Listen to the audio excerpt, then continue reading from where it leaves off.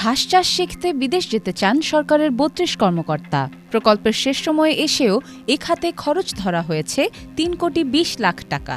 প্রত্যেক কর্মকর্তা খরচ বাবদ পাবেন ১০ লাখ টাকা। তবে দেশের বর্তমান পরিস্থিতিতে ঘাস চাষ শিখতে বিদেশ ভ্রমণে অর্থ ব্যয় করতে চান না সরকার সংশ্লিষ্টরা। জানা যায়, গত ৪ বছর ধরে অর্থ বরাদ্দ না পাওয়ায় বিদেশ সফর হয়নি। দেশে গবাদি পশুর পুষ্টিকর ঘাস উৎপাদনের জন্য প্রাণী পুষ্টির উন্নয়নে উন্নত জাতের ঘাসের চাষ সম্প্রসারণ ও লাক্সই প্রযুক্তি হস্তান্তর নামে একটি প্রকল্পের আওতায় এ অর্থ চাওয়া হয়েছে।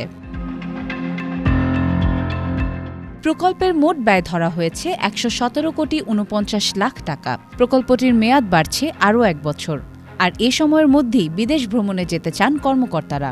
প্রকল্পটি বাস্তবায়ন করছে প্রাণী সম্পদ অধিদপ্তর। মেয়াদ বৃদ্ধির প্রস্তাব এরই মধ্যে পরিকল্পনা কমিশনে পাঠিয়েছেন তারা। বিদেশ ভ্রমণ প্রসঙ্গে প্রকল্প পরিচালক আমজাদ হোসেন ভূঁইয়া বলেন, ডিসেম্বর ২০২৪ মেয়াদে প্রকল্পের কাজ শেষ হয়নি, এজন্য ১ বছর মেয়াদ বাড়ছে। প্রকল্পে কর্মকর্তারা উন্নত দেশে ভ্রমণ করবেন যেখানে ঘাসের চাষ ভালো হয়। দেশগুলো নিউজিল্যান্ড, ভিয়েতনাম, আবার অন্য দেশও হতে পারে।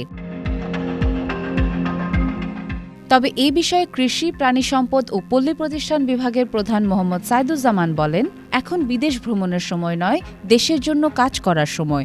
অনুমোদিত প্রকল্পে যদি ঘাস চাষের কোনো বিষয় থাকে সেটা বাদ দেওয়া হবে। এখন প্রকল্পের আওতায় কেউ বিদেশ যেতে পারবে না।